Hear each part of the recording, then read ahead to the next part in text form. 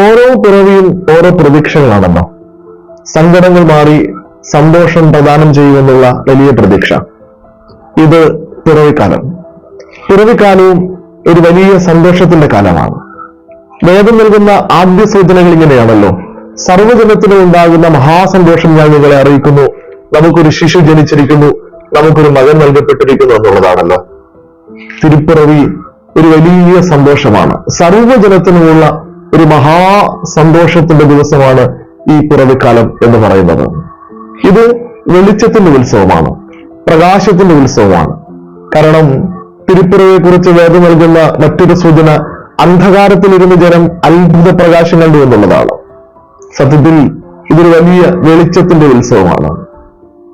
ഇടയർക്ക് വഴിതെറ്റാതെ ആ കല്ലടാവിൽ എത്തിച്ചേരുവാൻ സാധ്യമായത് നക്ഷത്രം വെളിച്ചമായി അവരോടൊപ്പം നിന്നതുകൊണ്ടാണ്.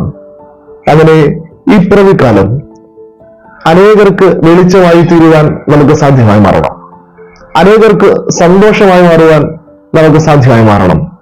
അങ്ങനെ ഈ തിരുപ്പിറവിക്കാലം അനേകരെ സന്തോഷിപ്പാനും അനേകർക്ക് വെളിച്ചമായി തീരുവാനും നമുക്ക് എല്ലാവർക്കും സാധ്യമാകട്ടെ. എല്ലാവർക്കും ക്രിസ്മസിന്റേതും പുതുവത്സരത്തിൻ്റെതുമായ എല്ലാ നന്മകളും നേർന്നുകൊണ്ട് നിർത്തുന്നു. ദൈവം അനുഗ്രഹിക്കട്ടെ.